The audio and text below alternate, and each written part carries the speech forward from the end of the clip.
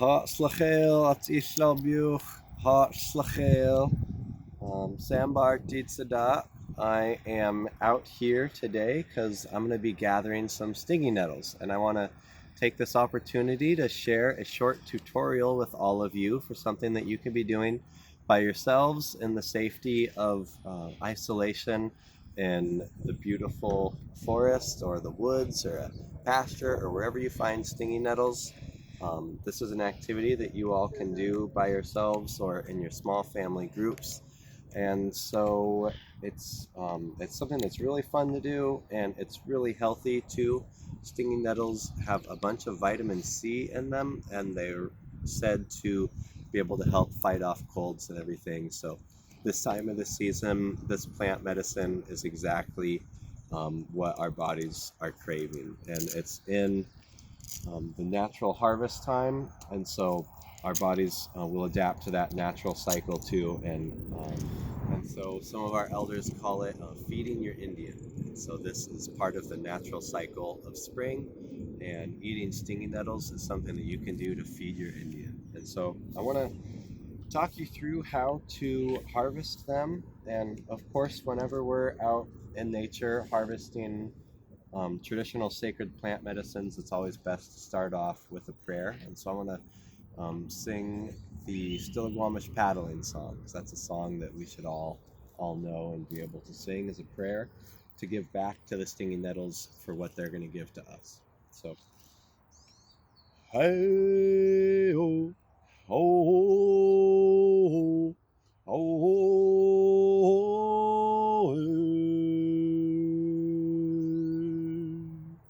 hey ho, ho ho, ho ho,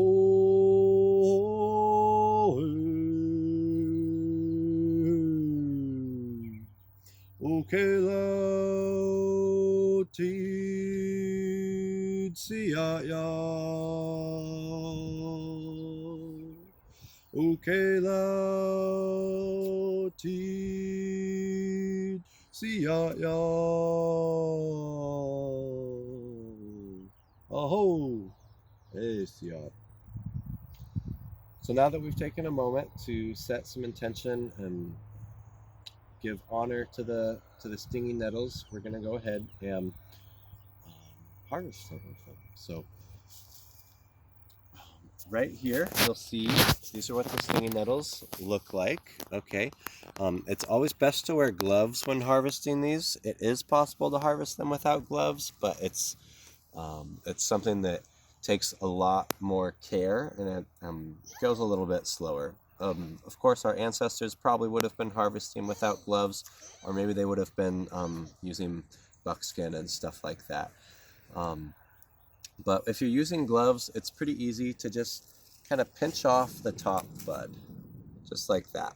And you only want the top bit of the plant, because that's going to be the freshest growth, and it's going to be the softest and easiest to eat. The part of the plant that is down here at the base, you can see it's a lot thicker, and it's as it gets older, you can hear that crunch actually. It starts to become a little bit woody, and then as it gets even older towards the end of its growing cycle, it'll get really woody and brittle, and it gets this bark, which our people actually made rope out of. So this plant is an extremely useful plant for many different things. I'll put it right here. And so like I said, you just want to take the top bit of the plant, just like so. You see it has this beautiful bisymmetry to it. These little buds right there. And that's the freshest growth, and that's also going to have the most medicine, because that's where the plant is sending all of its fresh, vibrant energy up to reach up towards the sun. And so we have a variety of sizes of nettles here. There are some taller ones, some littler ones, and like I've been saying, you want the youngest, freshest plant that you can get. So as you can see, these little babies right here, this is going to be the softest, bestest plant right there. If the patch that you're harvesting, they are a little bit taller, like say this one, you can see here it's got a really thick base thick base that's starting to stiffen up. You don't want to harvest down there. If the plant's this tall, it's less desirable. However, at the very tip, it's still going to be fresh growth, and it's still going to be edible, especially if you chop it up when you're processing it and eating it.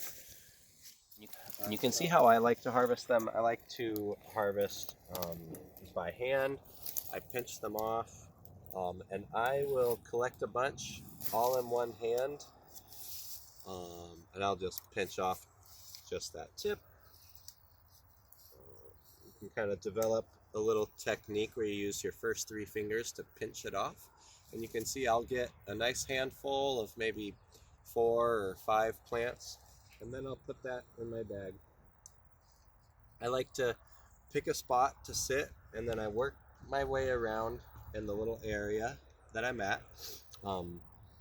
and I don't want to pick them too clean, and I want to try to not disturb the roots of the plant so that it can continue to grow. But one great thing about stinging nettles is it's what we call a pioneer species. Stinging nettles come in open areas where they're often the first plant to sprout up. And these stinging nettles grow, my great grandmother would say, they grow like the Dickens. They grow up in areas that have been recently logged. They just always come back. I've been harvesting here for years. I've been harvesting quite a bit of them each year, and it never seems to make too much of a difference. It's really hard to wipe these plants out. They're really strong and they come back, but we still need to show them care and try not to just wipe out and leave a mark where you're harvesting. And that's a good rule of thumb, is just don't make a mark. If you can look over the patch and it still looks like it's a healthy patch where you just harvested, then you're doing pretty good. So a couple more things about where to find these plants.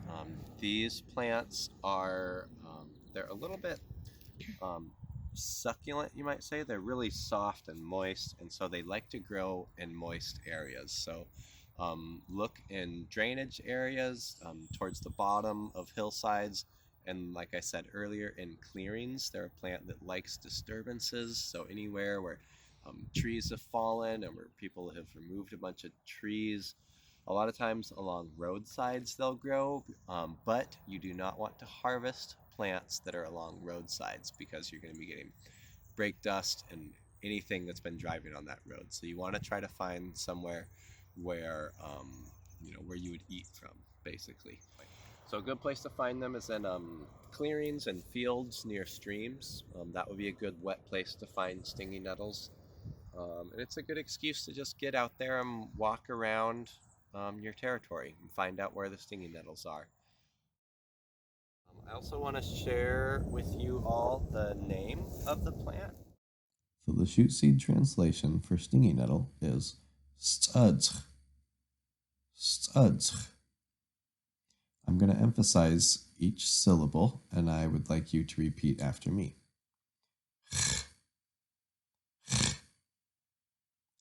Uds. Uds. Uds. The first syllable. Sta. Sta. Let's put it all together. Studs. Studs.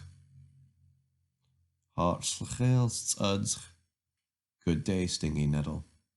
Hartslageel studs. Good day, stinging nettle. Hartslageel studs.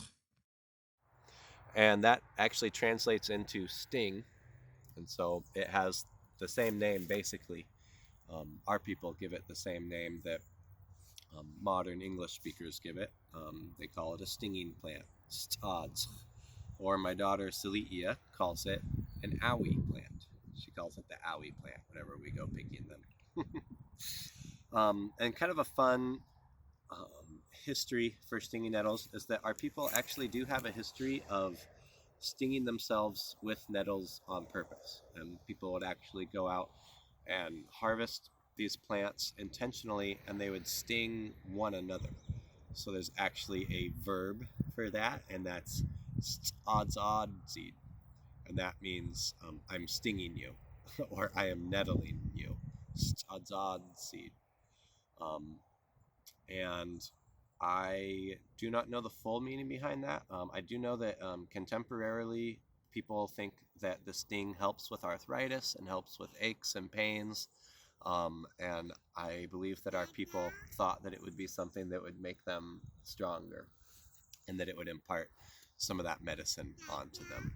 And so if you want to take a true Coast Salish challenge, I would encourage you to harvest it with your bare hands a little bit and maybe get stung a little bit. I've been getting stung by these plants since I was a little baby, and at least in my head, I believe that I've built up some immunity. I don't know if that's true, but whenever it stings me, I just kind of just think about the plants just reminding me of when I harvested it. And it's kind of a nice reminder for a couple of days. I do want to show you how to harvest them without gloves if you're interested in doing that. So if some of you want to take the Coast Salish challenge and do it the harder way as our ancestors would have done it, barehanded, I want to show you all how to do that. The secret to stinging nettles is that the stems sting and the undersides of the leaves sting. The stingers are not actually on the top of the leaf. So you can use your bare hands, put them on the top, pinch it like a taco, and there you go. Didn't sting me at all. And then I'm going to roll the plant like a cigar, and I'm going to just roll it and smash it between my fingers, and that will actually destroy the stinging needles to the point that you can eat it, just like that. And so that's how you harvest them with your bare hands. For people who don't know very much about this plant, it's a really fun trick to play on them, to just grab some stinging nettles when you're on a hike with someone who doesn't know very much about stinging nettles, and to eat it in front of them. Sometimes it really freaks them out and they think that you're really hardcore. So another way that you could try to harvest them without gloves is to use the leaf as a glove. So if you get in real close here, you can see how I'm going to do this tricky maneuver. I'm going to use this leaf, bend it towards that top bud, and pull it off. Just like that. I made my own glove out of a stinging nettle leaf. One thing to watch out for as we get further along in the growth season is that you don't want to harvest the pollen cones. Once the plant starts to produce pollen and seeds and it reaches its maturity, it's no longer as palatable, and it's not something you want to eat. And so this plant here has already started to do that. And you can see these little purple buds right here, and those are actually little sexual organs of the plant. And then you can see up here there's more parts of the pollen or pistils. And so this plant has reached its sexual maturity, and it's not one that you would want to harvest. You would want to let it do its thing and reproduce so that you can harvest more next year. And so those are all the teachings that I have for you today about stinging nettles. I hope that you've enjoyed this lesson. I hope that this can be a healthy activity for you and your immediate family to get out and do, and to provide yourself some medicine. And keep your eye out for the next video where I'll be showing you how to process these plants. Ace